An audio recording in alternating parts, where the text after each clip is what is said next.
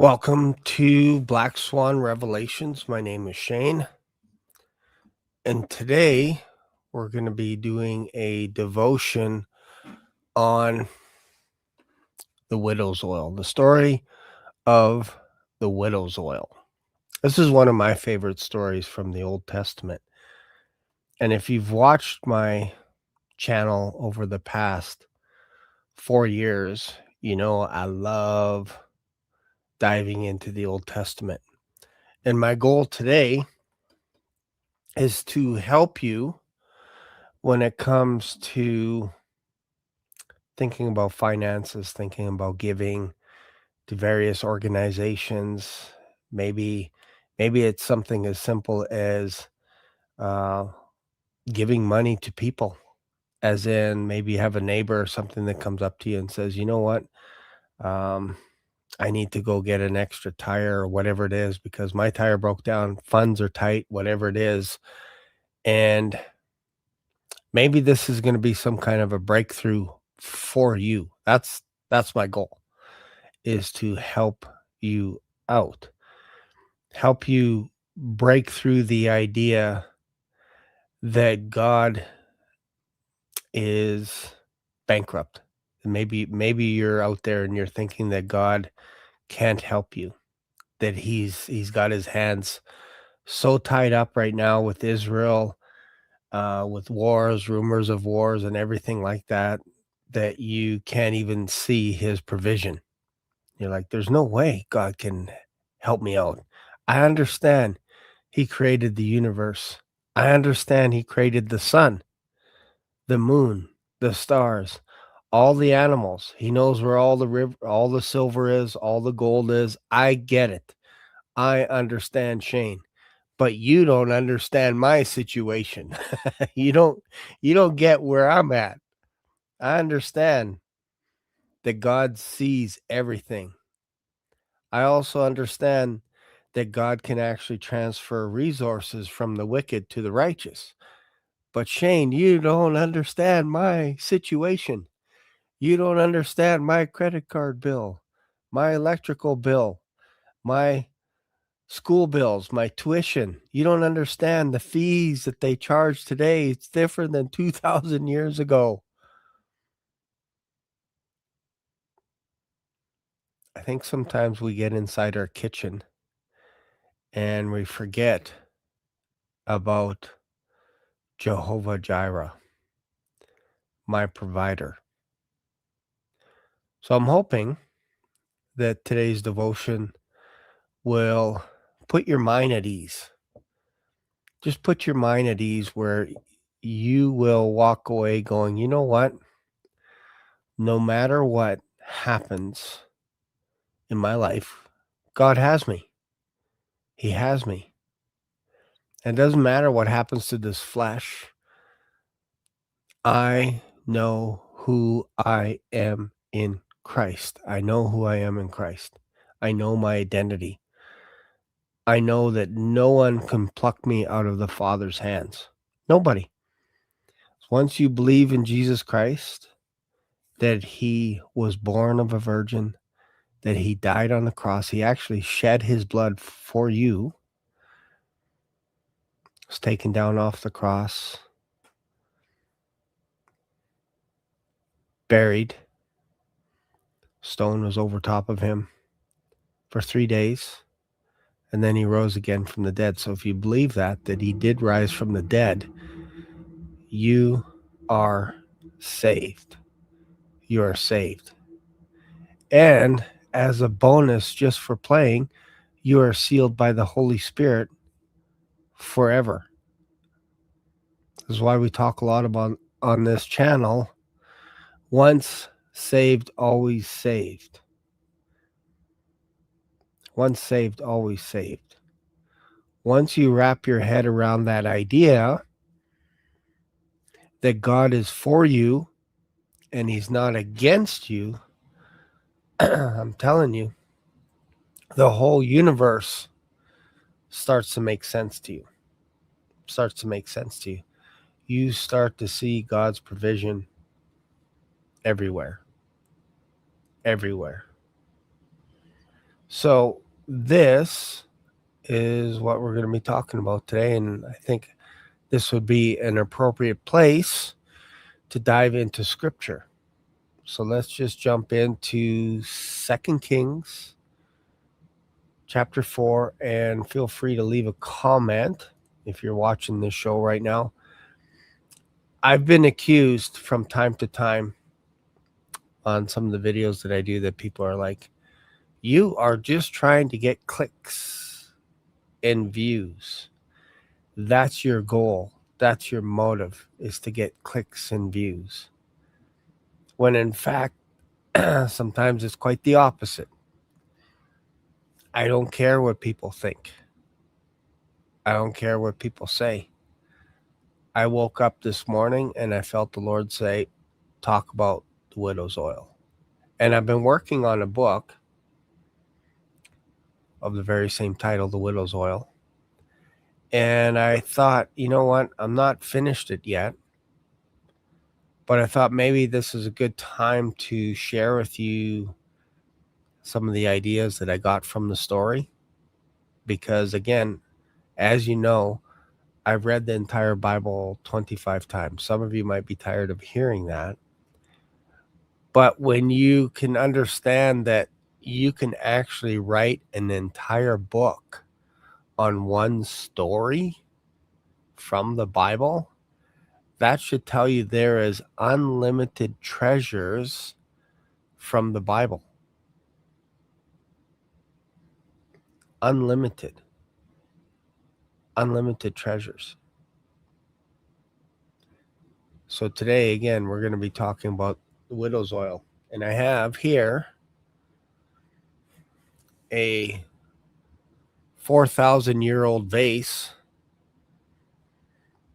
that the widow used exactly. Now, you might be thinking, this is a plastic pitcher, but for our sake, we're pretending that this is like a 4,000-year-old vase for the widow to pour oil to take care of her debt. So we're going to be talking about this. This is old. It's not quite 4,000 years. I just found it in my cupboard. I don't think we've used it for a while. Probably used it for lemonade or something like that. But I thought this would be a good visual representation of the story of the widow's oil. And this might be the least viewed show, the least viewed video that I've done, because this is not a sexy topic. Sexy is talking about the end of the world, World War III, alien invasions, Trump taking over Greenland. That's sexy. Talking about God providing for all your needs, it's not glamorous. It's not glamorous. But you know what? I don't care, because if this is for one person, if this provides freedom for one person, it's worth it. So I don't care if there's one person watching this video right now. Because I've had people ask me, hey, Shane, why don't you do a devotion? Stop talking about Rob Reiner. Stop talking about the rapture. Stop talking about this or that or whatever it is. So this is for you. This is for those people that are like, you know what? I just want to hear a devotion from Black Swan himself. I want to hear where his heart is. I want to hear how he wrestles with scripture verses, all this kind of stuff. Because sometimes you're going to come across channels where they talk about wars, rumors of wars, and all kinds of stuff, but there's no gospel in it. There's no preaching. There's no Bible. There's no verses. There's nothing. They just talk about the world's ending tomorrow, or Elon Musk is going to take over. Putin's going to take over. Like it's almost like fear-based in some ways. And tomorrow we are going to be talking about wars and rumors of wars, but I promise you this, you will hear the gospel. Every Sunday, we preach the gospel. We tell you to watch. We tell you to wait. We tell you to occupy. And we tell you to trust and God's provision. Every Sunday we do this with a panel with other brothers, the same faith. And we talk about what's happening right now in the world. And we're going to be talking about wars and rumors of wars tomorrow. But there are channels that will talk about wars, but they exclude Jesus Christ. They exclude him. And maybe they use fear mongering. I don't know. But those are the channels that get thousands of views. Thousands of views. It's going to end tomorrow. But you do a devotion like Widow's Oil, and you might get 20 people on. If you're lucky, you might get 20 people on a Saturday morning. Because people probably stayed up late binge watching Netflix. I know I binged a little bit last night. I watched The Lincoln Lawyer. I watched a little bit of that last night. It's kind of interesting. But man, do they drag that show out. Because they always conclude at the end with some kind of a hook. And then you're like, man, I just watched that for an hour. And now I got to watch the next episode. So I think people are tired this morning.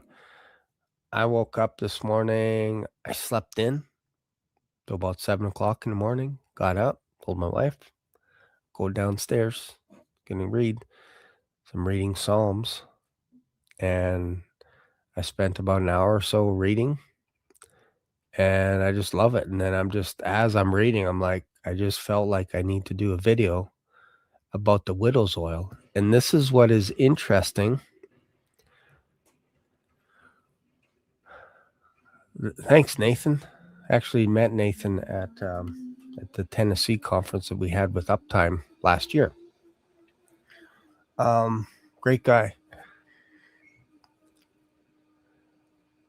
What's hard to tell people is when you read the Bible over and over again, you could be studying one topic, something else will pop into your head while you're talking about it. You will actually get revelation on something else. You'll get clarity on some other topic that you're not even studying right now because you're just enjoying the Lord's presence by reading. And you're just reading the Bible and you're just like, Lord, I just love your word so much. Because remember, there is a book of remembrance for those that enjoy his word. Meaning, God writes your name down and goes, there's my son. There's my daughter. There's my child. They just enjoy my word. They don't expect anything. They don't expect anything other than to go deeper and to get insights, revelations from reading, to get to know the Lord better. And that's what I pray every single day. I'm like, Lord, I want to know your word just a little bit better today than I did yesterday. And there's freedom in that. I'm telling you, there's freedom in that. So we're going at a little bit of a slower pace today. But let's just dive into some scripture. Yeah, you're right. Malachi 3:16, I believe, a book of remembrance. It's pretty cool. Actually, let's just go to that. Malachi. And we'll go here. Let's go to Malachi 3.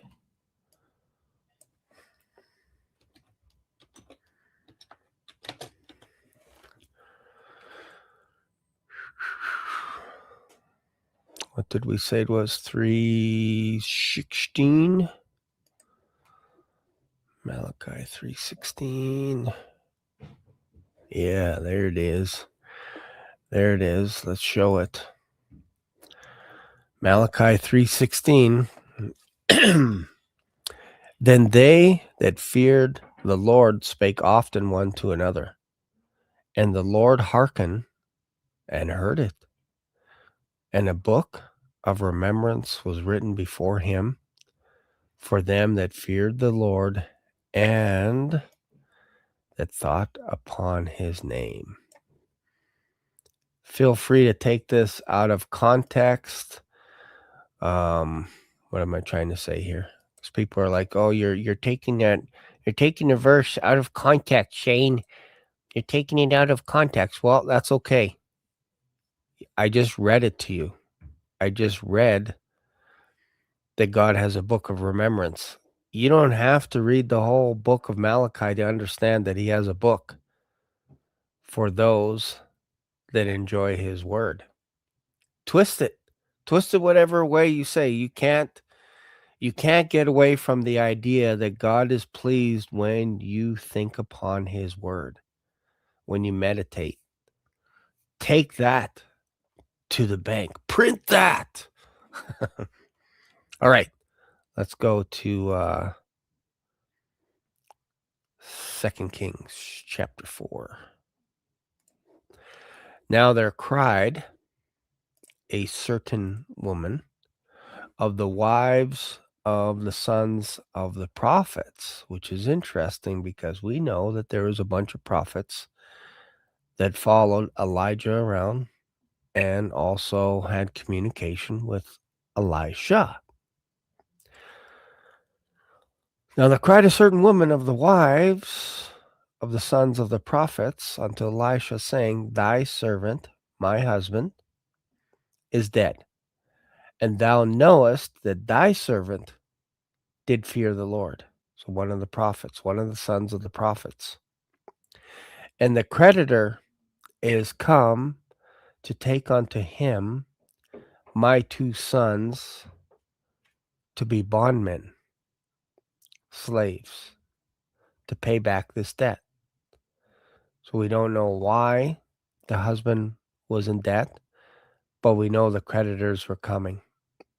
And back then, in order to satisfy debt, they would take the sons or the daughters to pay back that debt. And once the debt's paid off, then they can return. But more likely than not, they wouldn't come back because the debt oftentimes was too much. So they would just work the rest of their lives for the creditor. So if you're in debt right now, you might be thinking the same thing. You're working for a creditor right now. We pay taxes. Some of us have credit card bills, monthly obligations, all this kind of stuff. You're in debt to pay that every single month. So this is not unlike what's going on in this story, but this time this was something perhaps it was caused by the husband. Maybe he was too dedicated to the ministry, and you might be thinking to yourself, you know what? My mom, my dad, all they talk about is the ministry. They come home at night, they want to read the Bible, they want to watch videos about missionaries, about Bible stories, all kinds of stuff. They're just so religious. But my dad died. And now we have nothing because he gave everything to the Lord. Every nickel, every penny, every cent, and we have nothing. And in fact, the creditors are on their way. They're on their way to take my two sons away. And Lord, our master, Elijah, you know, excuse me. This could be for someone. Just give me a sec. Air conditioning.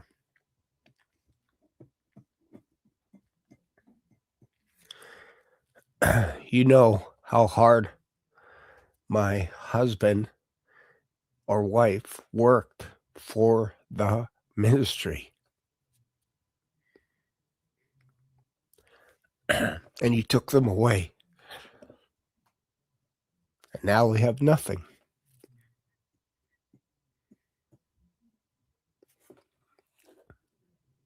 Thanks a lot, God. Thanks a lot. My son dedicated his life and he's no longer around. My daughter, no longer around. They turned away from God. My husband's turned away from God. My husband left me. I have nothing. He left me with all this credit, all this debt. My wife left me. She took half. She took everything. She left with my best friend. and she's gone. I have nothing. Living in a van, homeless now. I lost everything. I made a big business transaction. I put everything into it and I lost it. God, how can you let this happen to me? Didn't I serve you endlessly? Didn't I give everything for the church and the church split? Didn't I give you everything? Didn't I give you my soul, my life? And I have nothing. Why did you take everything away from me? How could you do this to me? What kind of God are you that would take this away from me? Don't you know how my husband or my wife served you? How can you do this? How can you wreck my family? I could be speaking to someone out there today that's watching this that has thought these thoughts. I'm not going to church anymore because I've been hurt. All they do is ask for money and I have none. I have nothing. I don't want to go to Bible studies. I don't want to fellowship. I don't even want to watch shows like this. I don't even want to watch a YouTube channel like this because I'm so bitter right now because I don't think you're listening to me, God.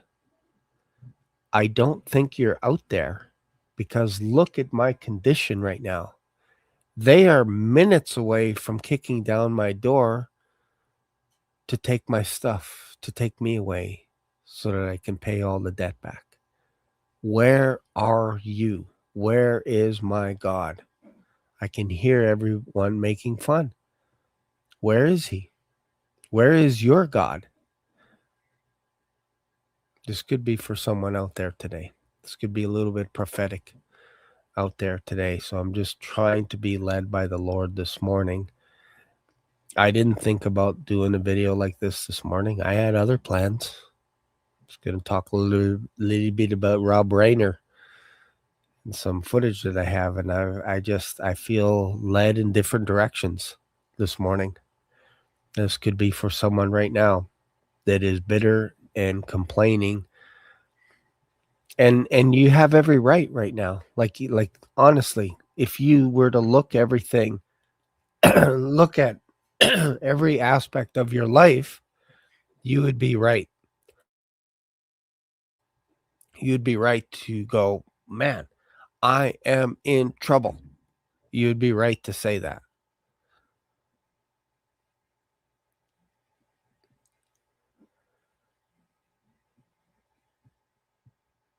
I'm just reading the comment here.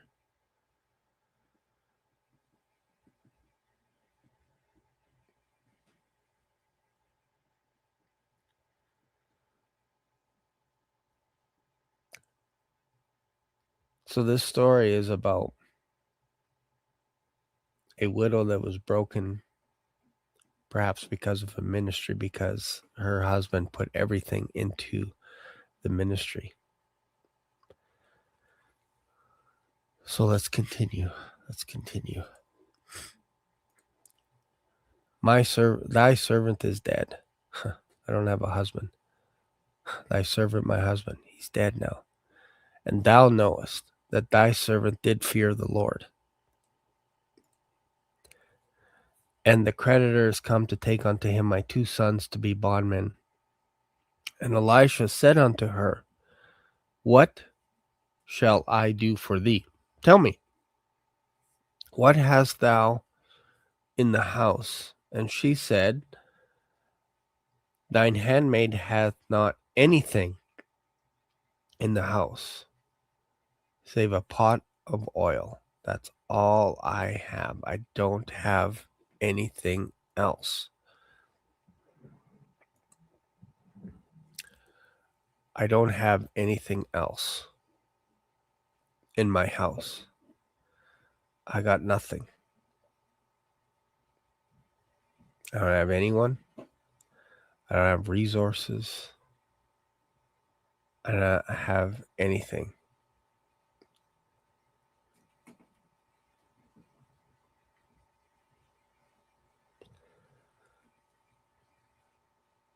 This is a situation where this woman, you can't help, no matter how you read this, if you know Greek, Hebrew, Latin, Swahili, you can't help sense the desperation and the tone when she says things like, you know that my husband feared the Lord, your servant, he worked for you, you know, and now the creditor is coming.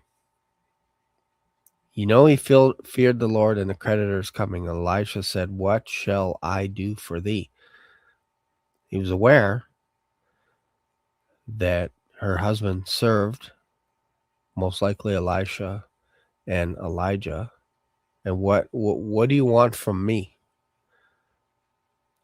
Tell me, what hast thou in the house? Like all of a sudden now Elisha is being led of the Spirit, because he's asking her, what do you want me to do for you? And in the next sentence, he's got the answer. So that's how fast things can happen in your life. When you meditate in his word and you spend time reading, studying, and being laser focused on the Lord and not being all over the map, but just being focused, because that's very hard. It's very hard for people in this day and age to focus on what I'm talking about or what I'm saying, because then all the, I don't want to say all the demons come out, but I tell you, you're going to start getting crazy comments now on the channel where people are like, no, I don't believe this or that, or they'll try and take you off onto different bunny trails, all kinds of stuff. They'll try and distract you from what I'm trying to say because they can't focus. They lost the ability to focus on one subject, and they're all over. They're in disarray, and they're trying to cause confusion and everything. And I want you to be able to concentrate on what I'm saying here. This woman is not unlike you. This situation is not unlike the situation that you're in today. Don't miss this. Don't miss this. North America is more in debt than we've ever been at any other time in history. I forget what the average debt load that people have. Like when you think about $30,000 a year for tuition times 4 or 5 years, and then they're done, and then that job is no longer needed, and they just spend $120,000, and you have to pay that stuff back. America is in a world of hurt, folks. You're in a world of hurt. Or you have an operation and you don't have Medicare or anything like that, and you can walk out with a bill that's tens of thousands of dollars, just like that.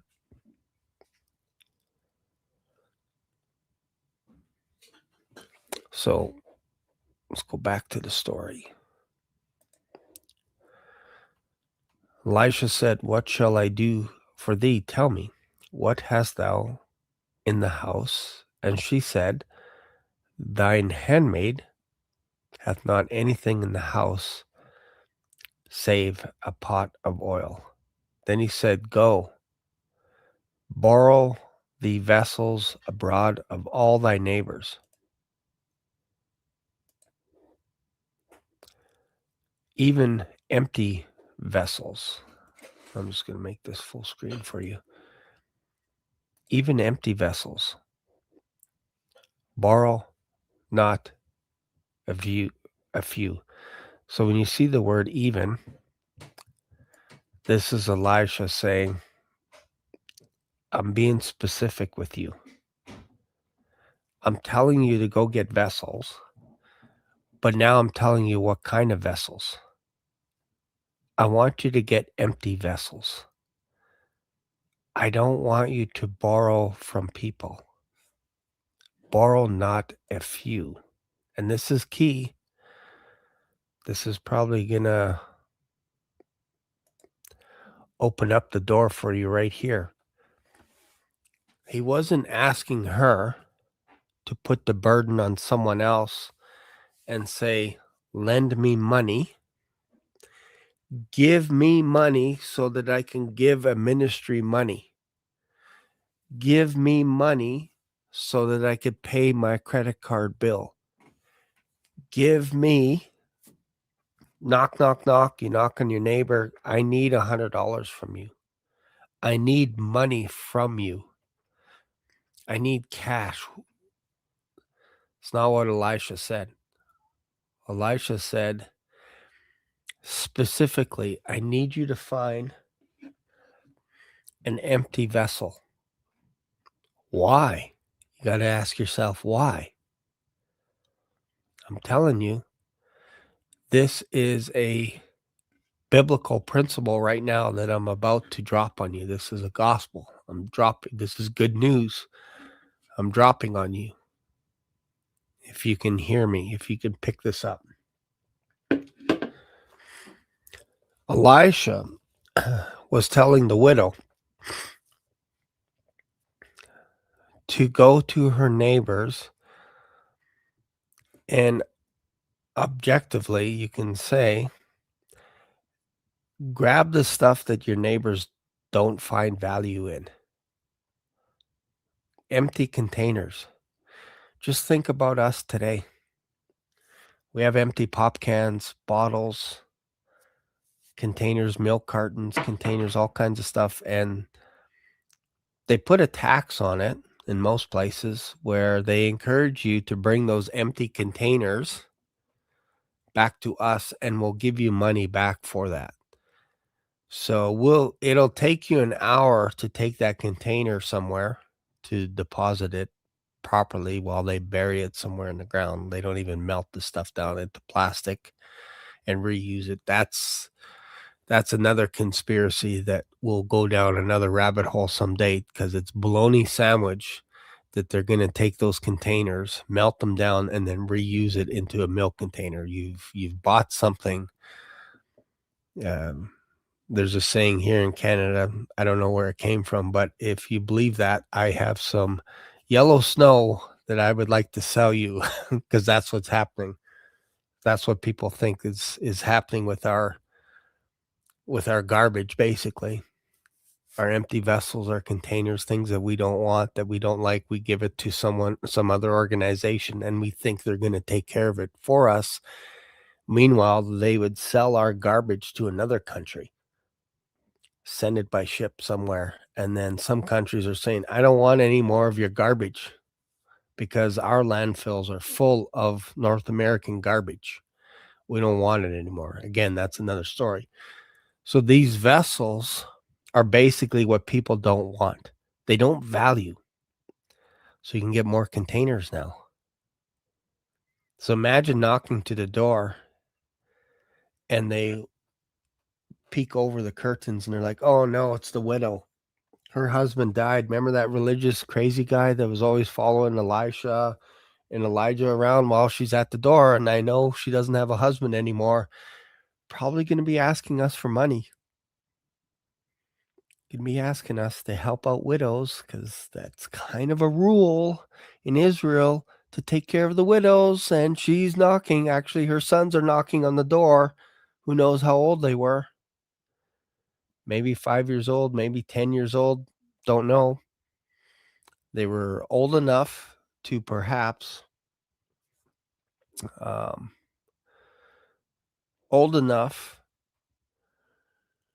to work. So they're knocking on the door for these vessels.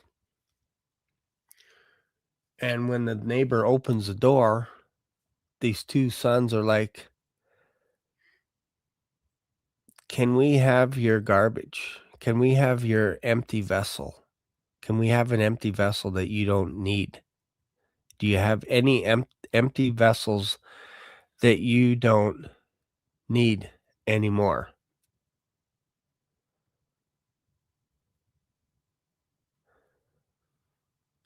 And the neighbor's like, oh, thank God.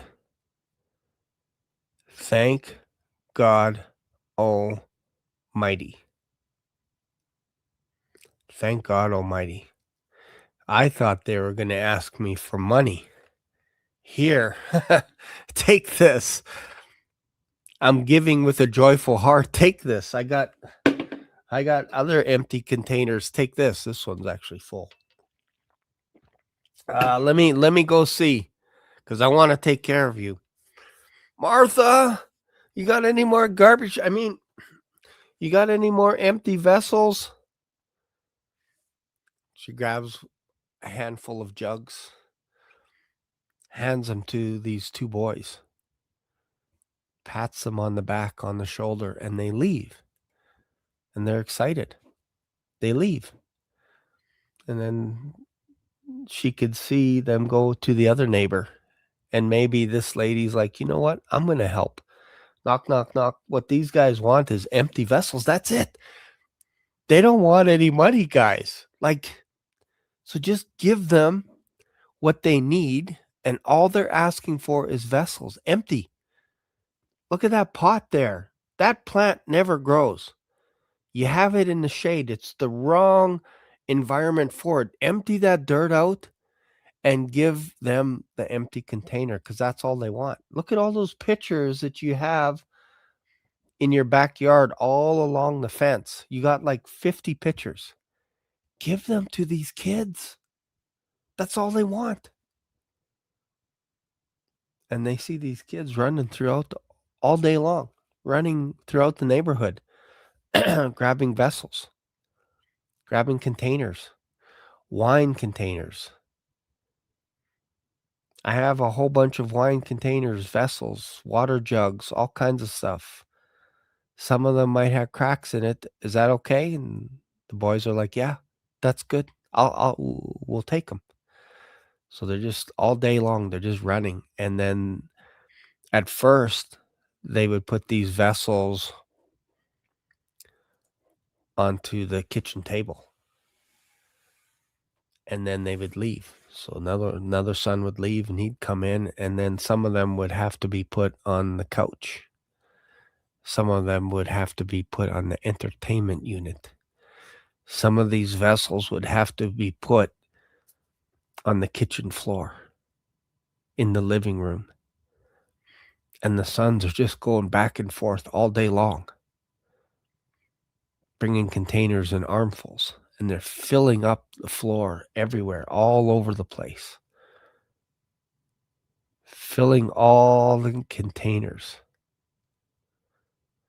So to the world, these vessels are valueless, as in it's not a problem for them to give this up, because they're not using them. They don't need them. It's almost like garbage to them. It's like, you know what? I was thinking about taking my bottles to the recycling bin or the bottle depot, but you saved me a trip. Take them. Take them all. If I find any more, I'll give them to you. And they would clean out these homes, not of full containers, not half full, not a quarter, almost like there's no drop, nothing. It's like, yeah, you can take this one. They might even drink in front of them. One sec.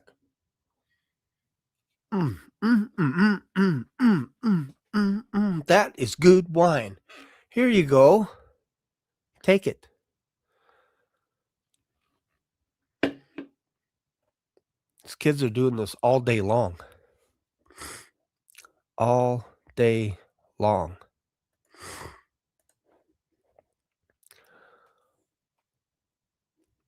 Borrow the vessels abroad of thy neighbors, even empty vessels. Borrow not a few. And when thou art come in, thou shalt shut the door upon thee and upon thy sons, and shalt pour out into all those vessels, and thou shalt set aside that which is full. When thou art come in, thou shalt shut the door. This is interesting to me. Thou shalt shut the door behind you. Let's seal this miracle. Let's shut the door now. No outside contamination. We're not going to let anybody else take this miracle away from us. We're going to do this in secret now. We're going to close the door and we're going to trust that God Almighty is going to come through. Jehovah Jireh, our provider. There's no other way out. We're going to close the door and we're going to watch. So imagine these two boys that are there, and the widow starts to pour. And they're looking because there's nothing in them. There's nothing there. She starts to pour. Imagine being there.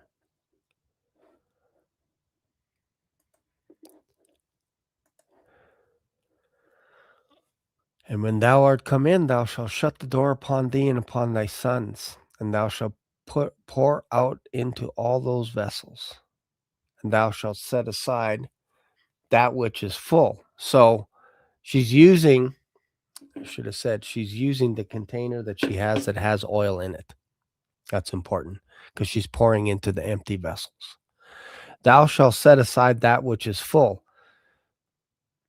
So she went from him and shut the door upon her and upon her sons, who brought the vessels to her, and she poured out. And it came to pass, when the vessels were full, that she said unto her son, Bring me yet another vessel. And he said unto her, There is not a vessel more, and the oil stayed. So that's interesting. So she has what little oil she has left.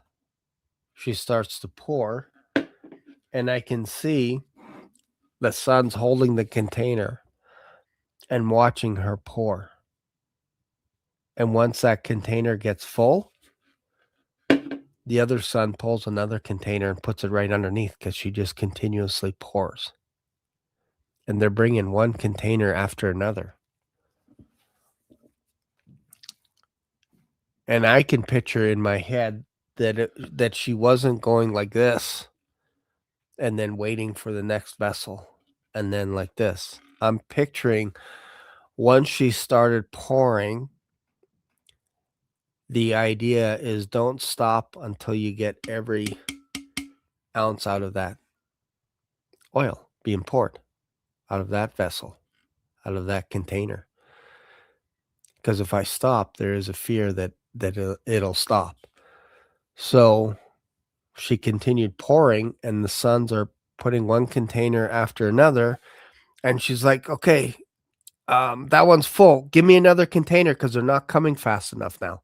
It's like, this is almost full. This container is almost full. Give me another one. Quick, quick, quick, quick. And the son said, there is no more.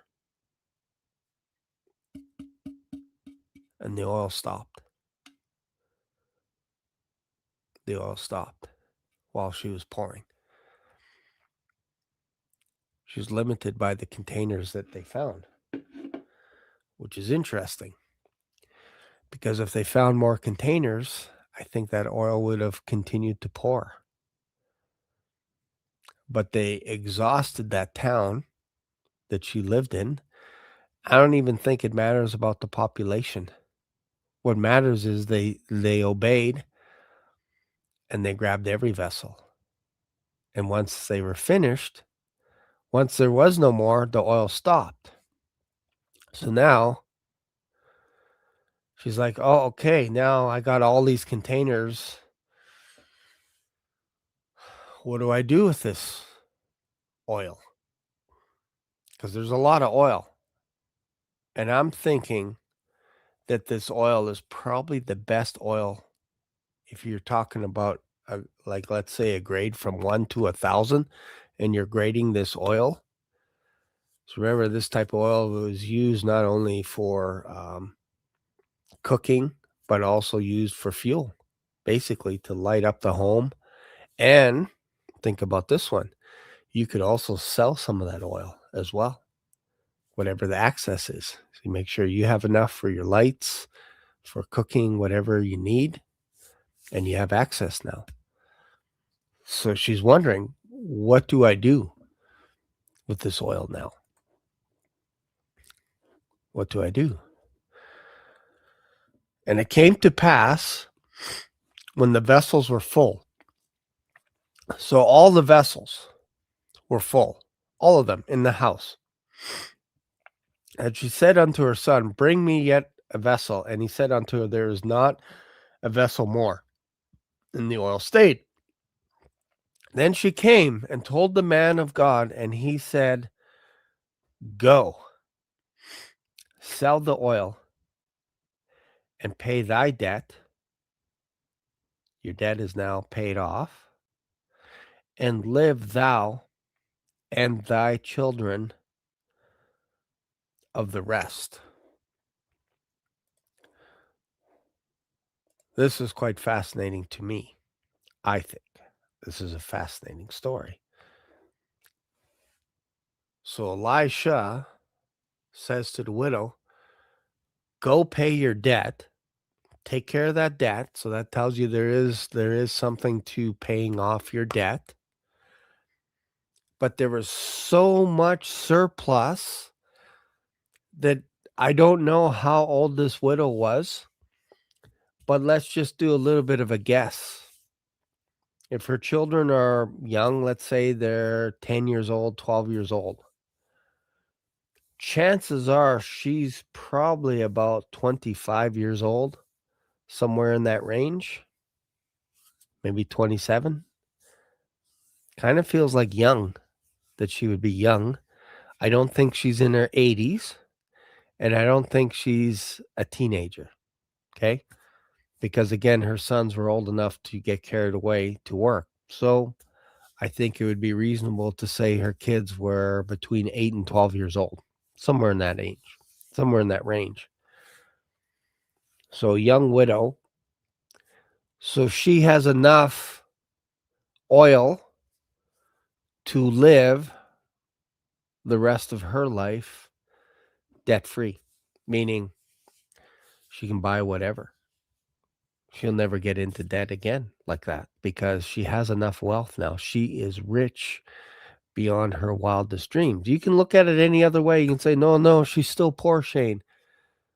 Elisha said she could live off of that for the rest of her life, meaning there was enough oil to take care of her every need. Maybe she needed that hernia operation, or maybe she needed a new haircut or whatever. Who knows what it is? She's taken care of. But not only her, think about this. Her sons, 2 sons, can now live off of this wealth till they die.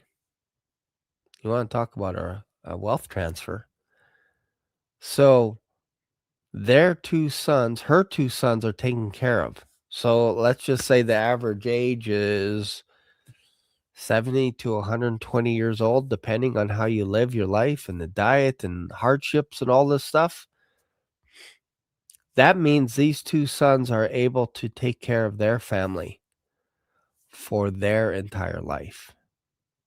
So chances are, if their sons die of an old age, they're dying in their wealth, meaning they are still wealthy, because Elijah said, live off of this oil for the rest of your life, not for 10 years, not for 20 years, but this is generational wealth, multi-generational wealth, meaning when these 2 sons pass away, they can transfer the oil, the rest of the oil, to their family, their widow, and they're taken care of. Beyond that, don't know.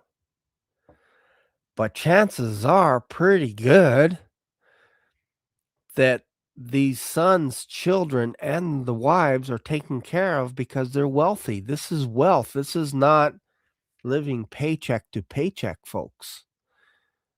This is multi-generational wealth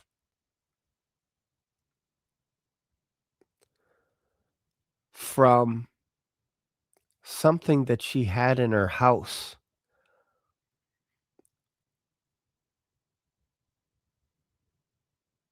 Because let's go back. Let's go backwards. See what Elisha said.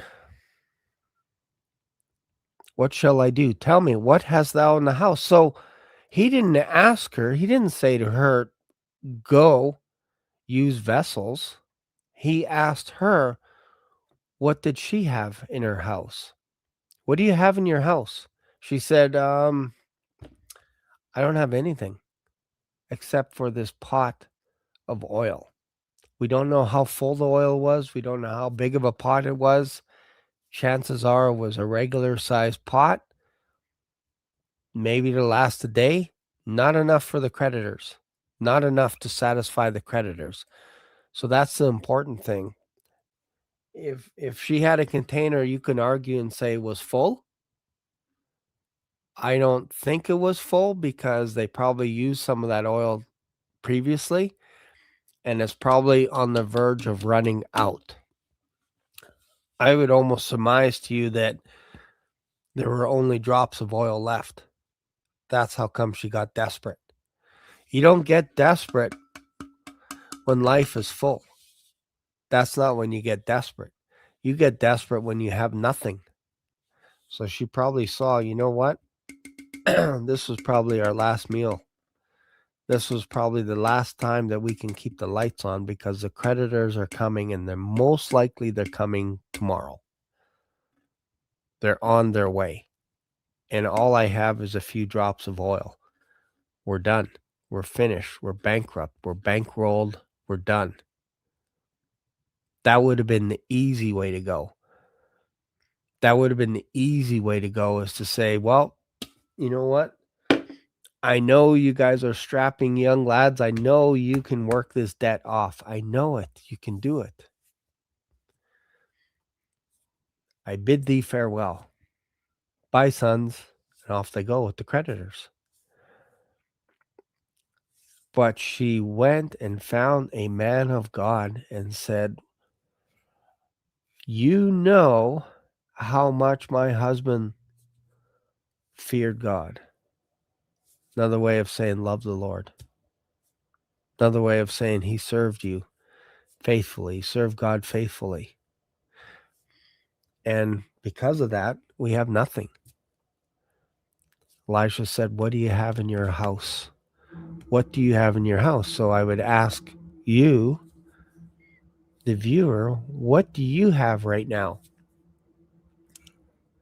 What container do you have right now that you can prepare for God's wealth to be poured upon you? What do you have right now? Because you have to make room for his provision to take care of your debt, to take care of all your needs. Maybe you have a few kids at home, maybe you have a sick mom, a sick dad, whatever it is, you're looking after someone. What do you have at home? What can you do today to prepare a container for God to move in your life? I don't know what that could be for your home.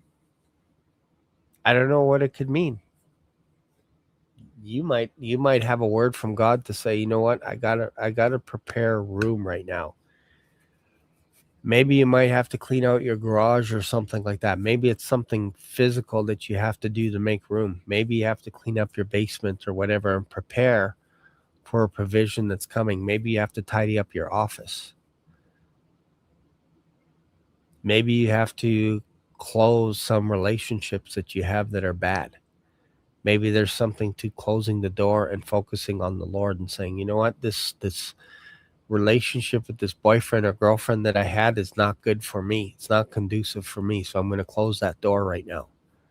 And I'm going to wait on God. I'm going to seek him. I'm going to pray. I'm going to fast. I'm going to read. And I'm going to seek him today for his provision. And I know this because I had to do this a few years ago. I quit a job, almost cold turkey, really, in some ways. I had a demotion, unbeknownst to me, unbeknownst even to my employer. They didn't think of it as a demotion. They thought it was a benefit. They wanted to make me an employee with full benefits with a pay cut to go from uh, basically self-employed to fully working for them. Holiday pay, vacation pay, benefits, everything. And they were like, this is a good deal, Shane. This is a good deal for you. And for me, I'm like, I'm not going backwards. I'm not going backwards with pay. Like, there's one thing to take a bit of a back seat, and because you want to grow, a business or whatever it is. That's one thing to go, you know what? I'm going to take a little bit of a haircut here because I know that down the road I'm going to end up making more money to cover all my bills. That was not what they were saying. They're saying, no, we're going to cut you back to where you first started getting paid. After 9 years of service, we're going to treat you like a brand new employee. Full benefits, though.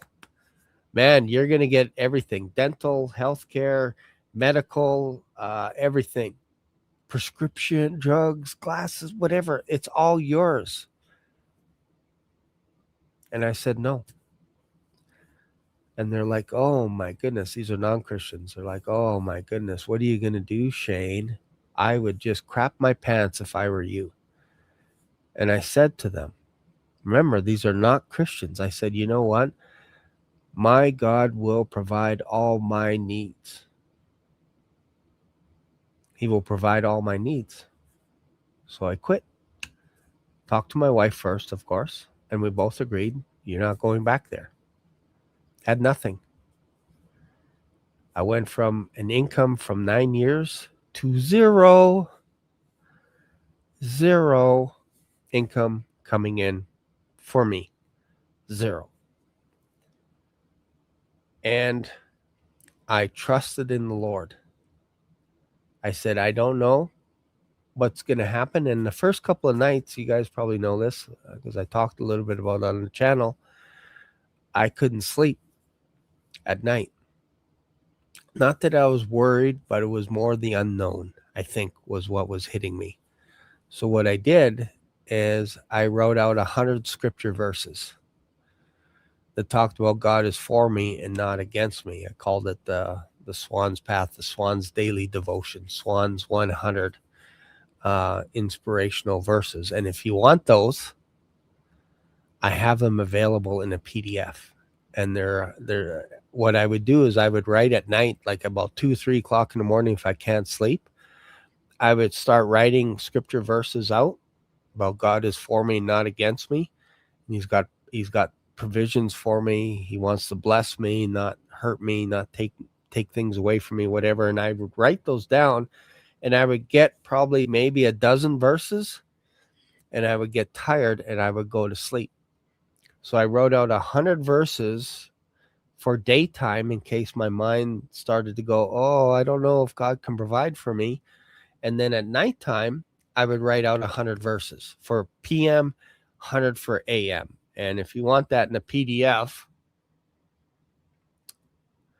I will send that to you right here. I will send that to you. 100 verses AM, PM. And then I thought, you know what, this is a good time to kind of reinvent myself a little bit. So what I did is I started learning how to write emails, email campaigns, all this kind of stuff, being able to write newsletters, all this stuff. And I just started learning software and just to help streamline things. And I had no idea why I was doing that. I just felt impressed to re-educate myself. So I took a bunch of courses online and basically just taught taught myself how to do email marketing and all this kind of stuff. And then had a conversation with a friend online, Bob Barber. And I said, "Hey, Bob, just so you know, I am looking for some work. And is there anything I can help you out with and all this stuff?" And he's like, "Well, you know what's interesting that would probably one of the things that would be helpful is to be able to reach out to some of our donors and touch base with them, especially if because sometimes what would happen is people's credit cards would expire, and I'd call them up and I'd say, "Hey, did you know that 3 months from now your credit card's going to expire?" Or somebody would pause their account because maybe they lost their job, or they would transfer from one state to another state. And so I said, "Yeah, Bob, I would love to help you out for that, with that." And he's like, "That's awesome." So then my job is basically, and you guys have probably heard me on the phone, I call people every single day. I pray for people. I thank them for their donations. If somebody wants to pause their account, I can help them pause their account. If they want to cancel their account, I can help them cancel. If they want to, maybe sometimes they enter the wrong credit card information or the wrong email or the wrong mailing address or whatever, I can help them correct all that stuff and fix it. And then I put a little bit of automation on the website of Feed My Sheep today, basically called a chatbot, which means that people can reach out and say, "Hey, I have a problem with my account," or "I want to increase my donations or decrease," or whatever it is. How do I do that? And I just call them and I walk them through the process, and I help them out.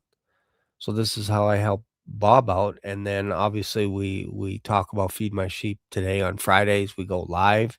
We talk about it. We talk about the importance of giving and all this stuff. So this is how I came into the world of Bob Barber. And it's interesting because I didn't know anything about Feed My Sheep today. I didn't know anything about any of these end time channels until Greg reached out to me from Uptime Community Church. And I think it might have been because I was doing a video on Romans and I talk about end time stuff and the book of Revelation, different things, that he invited me on Uptime. This was just over a year ago, maybe 2 years ago now. And they asked me if they will, if I can be on the show and kind of share a little bit of my testimony, my insights, and all that stuff. You can go to Uptime and watch that video. That was kind of my first time in front of a panel, like. And Greg was so gracious to me. He's like, "You know what? This is the treat this like this is your show, and whatever you want to share, whatever is on your heart, you can share."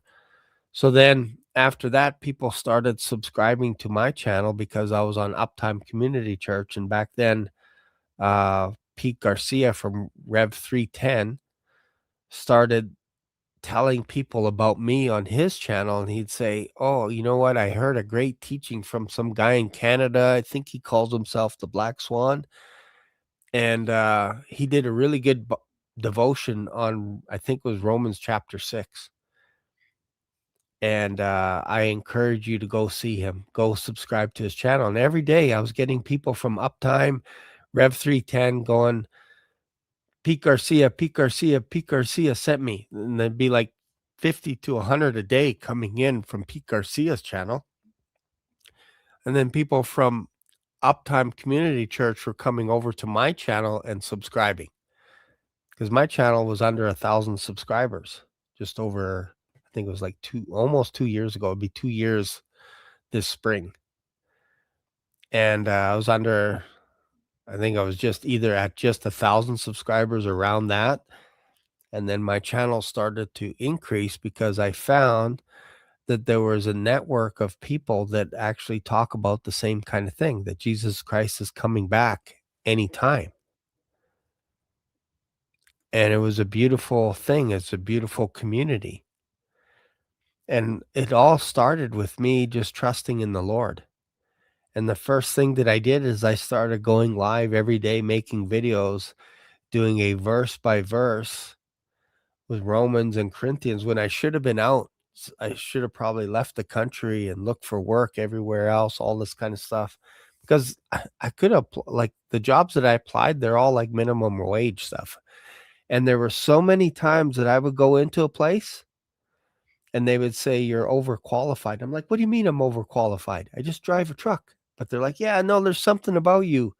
You're overqualified." I feel like writing a book about that they would judge me on the spot and say, "You are too overqualified for this position." I'm like, "I need a job. I don't need you to tell me what I'm qualified or not qualified." Have you ever had that where people say to you, like when I was young, it was like, "Oh, you don't have any experience. You need more experience. You don't have any of that. You don't have any qualifications." And now it's like, "Oh, you're overqualified, Shane, for this job." And they'd say, "You need to go to corporate office in another province. You need to talk to our managers because you'd be good at sales," or whatever it is, right? So they'd be like, "No, you don't want this job. You should go you should think bigger." And these are people I don't even know. These are non-Christians applying for these jobs, and they're like, "Whoa, hang on here. You're overqualified. You communicate well, you speak well, you dress well," except maybe on my podcast, but I would dress up in a nice outfit. I'd show up. I had a Mercedes Benz. Maybe that was it. Maybe when they saw me pull up in a Mercedes Benz, they're like, "Hey, this guy is overqualified. Look at his fancy vehicle that he has." Unbeknownst to them, I actually bought it off of my sister because she wasn't using it. And I hit a deer with my previous vehicle, or the deer hit me, destroyed my vehicle. It was like a sacrificial lamb. So the money that I got from the insurance from my vehicle, which was like I don't know, what was it?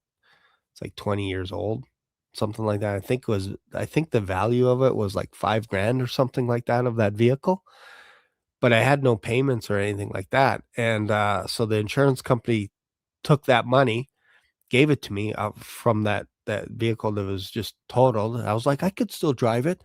I know the deer just smashed the side of it, but I think it's reasonable that if it wobbles a little bit, I could still drive it because I needed a vehicle. So then they gave me that money, and then I gave that money to my sister, and I said, "Please, sis, I'm your older brother. You're not using it. Could I use that vehicle?" And she sold it to me. So it was fantastic. Sold it to me, and then I ended up selling it after because diesel. You gotta understand, I'm not a rich guy, but with a Benz, you have to be rich. I would go in for an oil change and they're like, "It's $1,000." I'm like, what planet are you living on that would cost $1,000 to change the oil?" I'm like, "Yeah, that's just what it is." And because it's diesel, as soon as it would go down in temperature, it wouldn't start. You needed to baby Mercedes. You got to baby it. And it's like when they see you show up, they think you're like a millionaire. Meanwhile, I just needed a vehicle. So I ended up selling it, and I had a friend that actually gave me a Toyota Corolla for $1. I love that car. It's got 365,000 kilometers on it. I bought it for $1. I drive that thing every day. I love it. It's a stick shift. It got hit with hail damage. That is my favorite car. My goal is to get that car to 1,000,000 kilometers, 600,000 miles for my American friends. And I love that car. Yeah, okay, it looks like it's got hail damage. Not from the inside. On the outside, it looks like it was shot with a machine gun. But on the inside, and really honestly, in certain kind of shade, my Corolla, you can't tell that it had hail damage. But I think it was written off. Maybe that's why she sold it to me for $1. But I was like so blessed.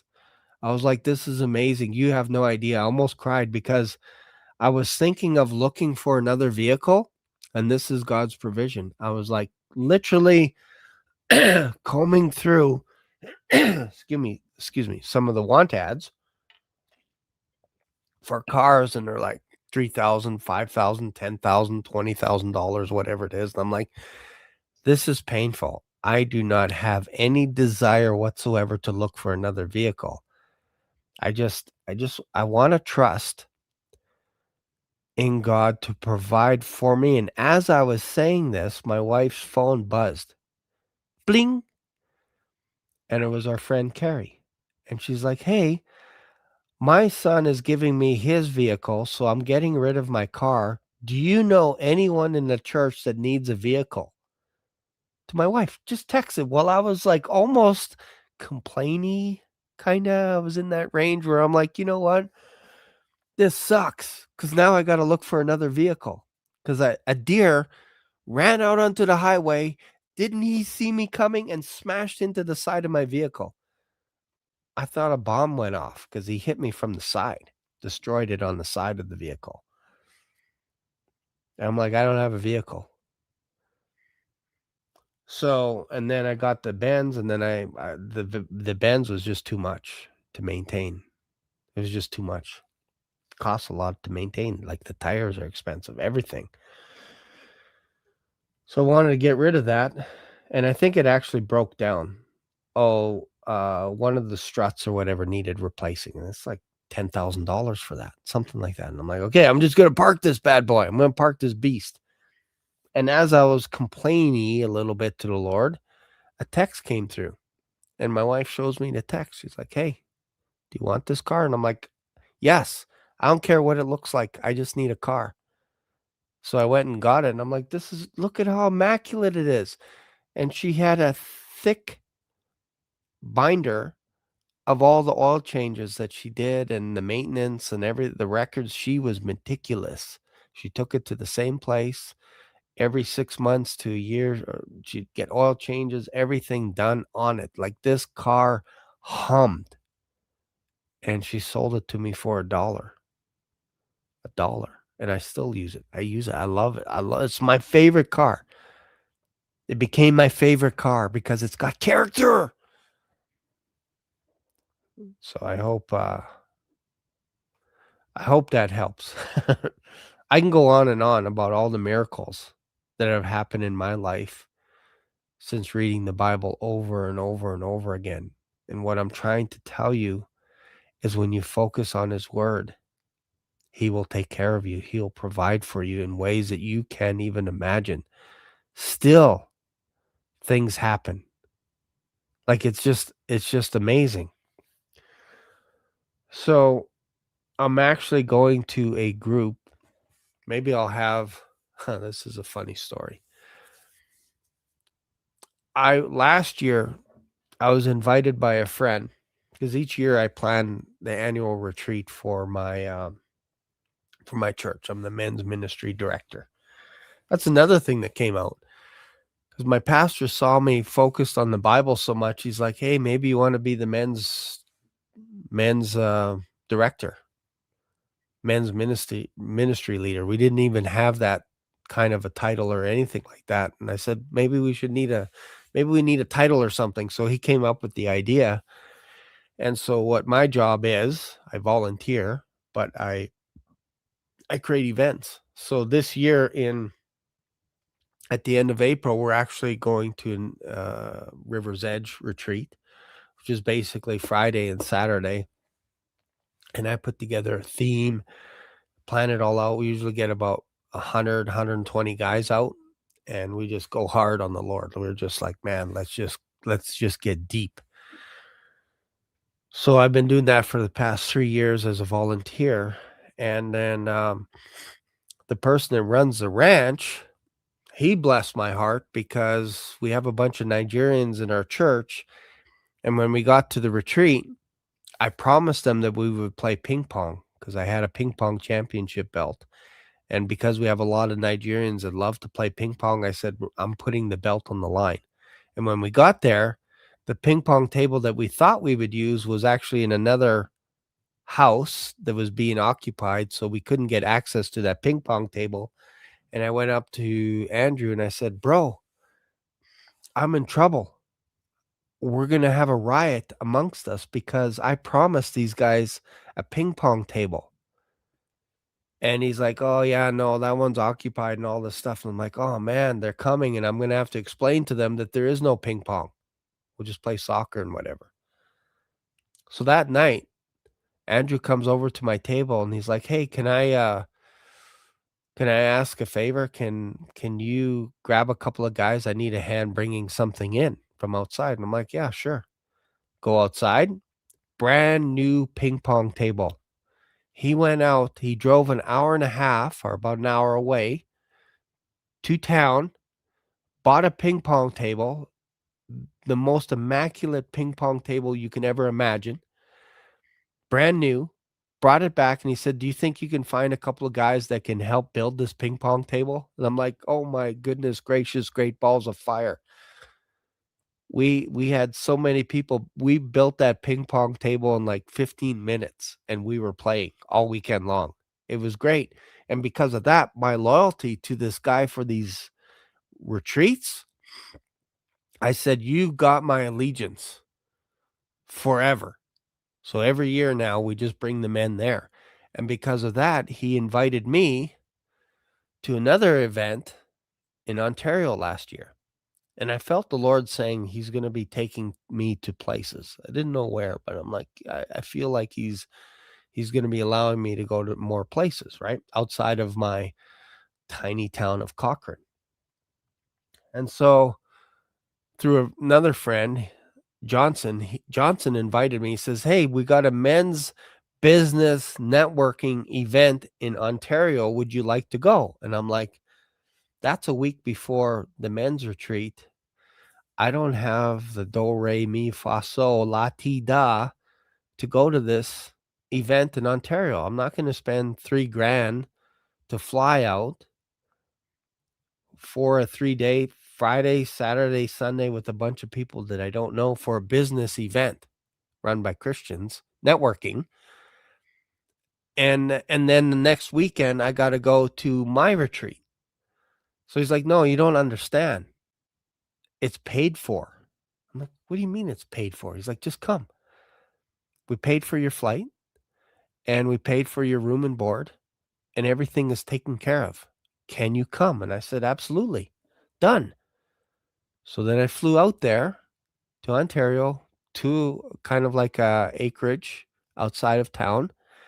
And as soon as we got there, they took my luggage from me, and I'm fighting with these guys. And I'm like, "Who are these guys that are trying to take my luggage?" And they're like, "No, no, no. We're here to serve you. We're taking your luggage to your room. Come with us." And I'm like, "Oh, okay. This is kind of weird." I thought they were taking my luggage away out in the middle of nowhere, and they took it and they served me all weekend long. Anytime I looked at them,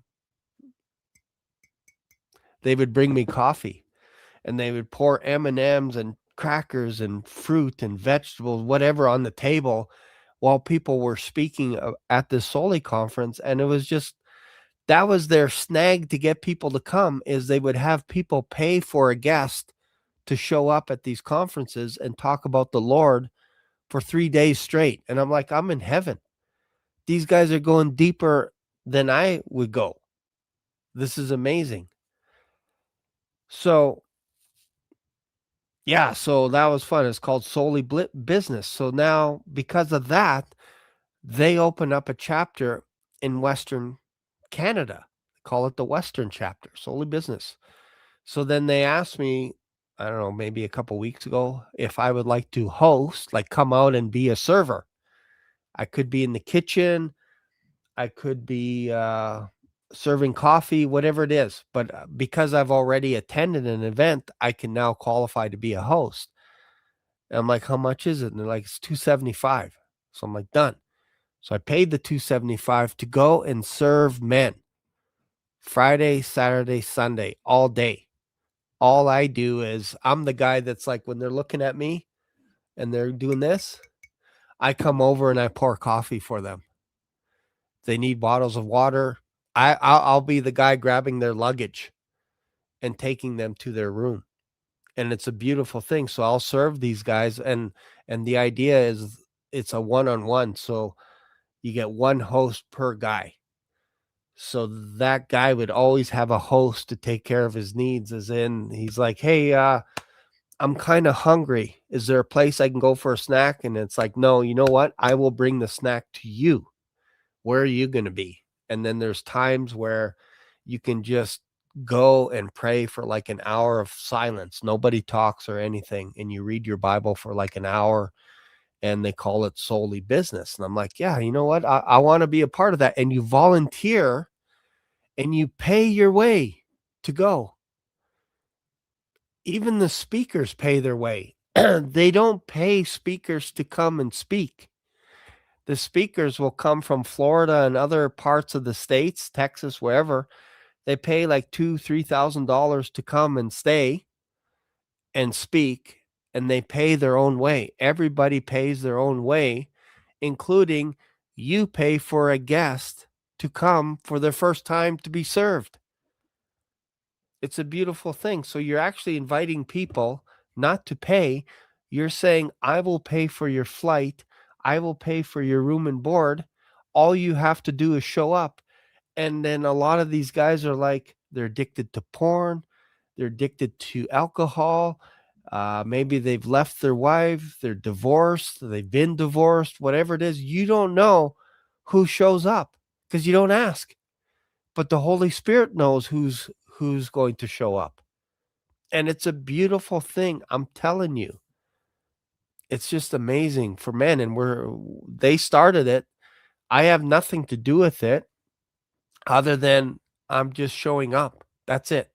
Like they have a board. They have all the people that are on the inside. All I'm doing is like, I know the guy that runs the camp because I bring the men from our church there. And this is all volunteer, all this stuff. So if you think I just do YouTube channels and that's it, I got other stuff on my plate as well with my church. I serve like 100 men at our church that are within our group. I know there's more men, but these are the 100 guys that usually come out to men's breakfasts, retreats, all bowling, whatever, all this stuff, right? So I'm in charge of all that stuff. And then during the week, of course, I help out Bob by calling people that are donating to Feed My Sheep Today and all that kind of stuff. So that's how I fit in. That's how I help. And Bob and I have weekly meetings with Ed, and we talk about, how can we better serve our missionaries and all this stuff? How can we support them better? All this kind of stuff. So this is why we do a weekly update now on my channel. So now you kind of have a big picture of how God works in mysterious ways. Like it's actually beautiful. So what I want to do now is, let's see here. Where do we go from here? I think this would be a good time to show. Let me just go to, let me do this here real quick. I think actually we did the story, talked about Elisha. So let's go to Feed My Sheep Today. I want to show you the website here while I have you guys. Let's have a look here. Let's get rid of this guy. Okay. So this is Feed My Sheep Today, Christian faith-based organization founded by Bob Barber. And if you want to donate, it's real simple. You just click on here, click donate, and you'll see by default, it bounces over to monthly. And then you'll see down here, it says, where it says 30 watcher monthly, 50 monthly, 75 monthly, 100 monthly, 50. So that's that tab. So if you click on this, you are going to be donating monthly, which is awesome. But you can also donate weekly. You just have to click on the tab. So just some people, it throws them off a little bit because they're like, oh, I was meaning to donate now one time. Well, you got to click here. You just go to one time and you'll see it in the brackets. It'll say one time, $50, $100, $300. And then you see weekly, and you can see monthly, and you can actually log in to edit your reoccurring donation anytime you want. You can also do quarterly if you want. Some people like donating quarterly instead of once a month or one time. They go, you know what? I'm okay to donate $700. Maybe it's every 3 or 4 months. So you can actually do that right here. So it's actually nice. And then, of course, what we're going to be doing as well is we're going to be having missionaries show up on the Friday show. And this week, because I'm going away to my son's birthday party, he's turning 30, Bob is actually going to be hosting. He's going to be taking over my channel and hosting on Friday with Ed. And we're not sure yet if we're going to have a guest or not. Maybe it might be Michael Pels from from Centurions of Faith. Don't know yet who the guest is. But on Friday at about 10 o'clock Mountain Standard Time, 12 p.m. Eastern, they're going to go live and talk about Feed My Sheep Today and what's happening and all this kind of stuff and how you can partner with them, how you can be a part of the Feed My Sheep Today army. And I'm telling you, when we're talking about end times, we're talking about wars, rumors of wars, and all this kind of stuff. I think it's appropriate to understand that we are in a fight right now. We're approaching the end times. We are talking about, like tomorrow, we're going to be talking about wars, rumors of wars on my channel. But you can't help but see that perhaps this could be our final year. We don't know. So, what we're asking people is continue to give, continue to support Feed My Sheep Today, because they still have to occupy in India, in parts of the continent of Africa. There's areas in the United States. We're expanding in the States, like we have Centurions of Faith right now, but we're going to be having other areas as well, because believe it or not, people need to hear the gospel in the United States of America as well. So that's where your donations are going to. If you're thinking, man, I'm busy with work and I don't have time to preach the gospel, well, maybe you find an organization like Feed My Sheep Today and you just donate, because it's actually quite easy to donate.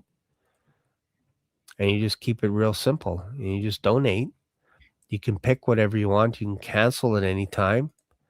And there's something special about that. There's something special about partnering with an organization and trusting and believing in God for your finances, your resources, everything. Trusting Him with everything, including your life. There's something special about that, because we are not promised tomorrow. We're just not. We're not promised tomorrow. We don't know what's going to happen tomorrow. But today we do. Today we're here reading the Bible, preaching the word, preaching the gospel.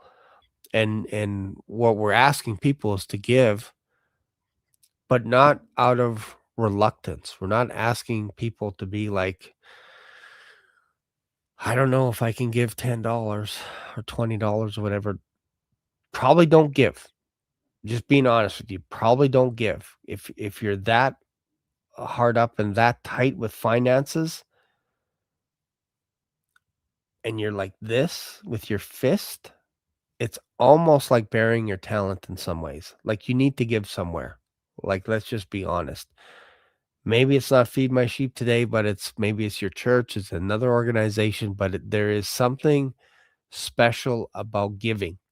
There's just something special. There's freedom in it. I've experienced it. I give to my church, I give to various organizations, I give to Feed My Sheep Today. And this is an organization where you have something tangible, meaning we actually give out Bibles, physical copies of Bibles. So in English, it's the King James Bible. In other languages, it might be the language of where the people are at. Because some people, believe it or not, can't read English. Some people can't. I know that might be a shock to some people, but they can't. So what we do is we use publishers that can print Bibles that are close to the King James in other languages. So now you can your donations actually support the idea of getting Bibles into people's hands. And not only that, we provide food, shelter, clothing for various missionary organizations that we've partnered with. that Bob Barber has personally vetted out to make sure, hey, are you guys preaching the right gospel? Are you using the money that we're giving you? Is it going to the right place, the right channel? So that's going to be coming down the pipes as well to show people, hey, this is where your money is going. And this is how you can partner with us. This is how you can be a part of the Feed My Sheep Today army. And I'm telling you, there's something special about this, because let's just say, for example, Jesus Christ were to come. Imagine standing in front of him and Jesus Christ saying, hey, well done, thy good and faithful servant, because you gave with what basically you gave out of what you were given by me, like your talents. I gave you talents and you used them. You didn't bury them, because the wicked servants are the ones that are burying their talent. They hold on, they hoard, they don't give to any organization under the planet. Why? Because they're in fear of where their money's going after they go to heaven. It's a weird thing, but there are people like that. I've had those phone calls with people that are like, I get it. We're in heaven now. But what happens to our money 3.5 years into the tribulation, Shane? What happens to our money? And I'm like, dude, like, seriously? Like 3.5 years in, you're still worried about your finances on earth when you're walking on streets of gold? There's something, I get it, but there's still something off about that. Like you're holding on to your finances too tight, that you're in heaven hugging Jesus, talking to Moses, talking to Samson, talking to Elijah, and all of a sudden you're like, hold on one sec. I got to go back to earth because I need to see if my bank account still has money in it, because I had like $100 in my bank account. That's how weird sometimes people get. And I'm saying, hang on to your money. If you're so worried about where it's going in the tribulation, how the devil's going to handle your finances, like it's kind of weird. So, you know what? Our job is to occupy, and when there's a need, we give. When there's a need. So when we ask people to give, we're saying it's because there's a need. Maybe this missionary needs a little bit more funding. Maybe that missionary is doing something because maybe they're renovating an orphanage. Maybe they're renovating a building, retrofitting it to be like a church where they can get sound equipment in there to preach the gospel. That all requires finances. And America is responsible for 5% of the wealth in the world. Sorry. 5% of the people are responsible for more wealth than any other country. That's the right way of saying it. There's more wealth coming out of America than anywhere else on the planet. The 95% of other nations comes from America and Canada, arguably. So all we're doing is asking you to consider donating to an organization like Feed My Sheep Today. And it's pretty straightforward. If you want to reach out to me, I'm going to leave you with this here. Here's my email. You can reach out to me. If you do donate today, just if you wouldn't mind putting hashtag Black Swan. That way, when I look at the comments, I can see who is watching the show and who this show touched. And then if you want me to pray for you as well, I can call you and I can pray for you. I can. May not be today because I got a few things I got to do today, but I will call you. Especially if you leave a voice message, I always return my calls. Always return them. So that's my direct number with Feed My Sheep Today. So write that down, hang on to it. If you have any questions, you can call me. If you want to increase your donations, pause, whatever it is, that's the number to call. And then you can also email me as well if you have any stories, any maybe any testimonies, how you came across Feed My Sheep today, how you came to watch Uptime Community Church. Maybe it's End Time Dream and Vision with Bob Barber, how you found out about Bob Barber, how you found out about the Black Swan. Where did you first hear me? Was it on Uptime? How did you come across my channel? Whatever, you can email there. And again, if you have prayer requests, that's a good place as well to share with me your prayer request. Maybe it is finances. Maybe you're like, you know what? I want to have the faith like the widow had. I want to have faith like you have for your finances, that God will take care of all your needs, so you don't have to worry about stuff like this. Instead, all you do is you just preach the gospel. Whether you're at work, not at work, at play, whenever, you're always ready, in season and out of season. And then, yeah, so I'll put this little ticker up as well. So if you donate today, just add hashtag Black Swan and leave your phone number. There's no obligation to leave your number whatsoever. But if you do leave your number, I'll call you and I'll personally thank you on behalf of Bob Barber. That's the way it works. So thank you guys. I really appreciate you for hanging out with me for the last hour and a half. Wow. Time flies. Time really flies. So thank you again. And I hope you will join us tomorrow. Tomorrow at 5:30 p.m. Eastern. Thanks again. See you guys later. Bye for now. Black Swan Revelations here on YouTube brought you today's mind-bending journey. Dive into the discussion, your comments, questions, prayer requests, and powerful testimonies of Jesus' love are what fuel this community. Did today's episode hit home? Smash that like button. New here? Subscribe and ring the notification bell so you never miss a live stream or a video upload. Thanks for being part of today's adventure. Catch you in the next video, or maybe even in the clouds. Stay curious, stay blessed.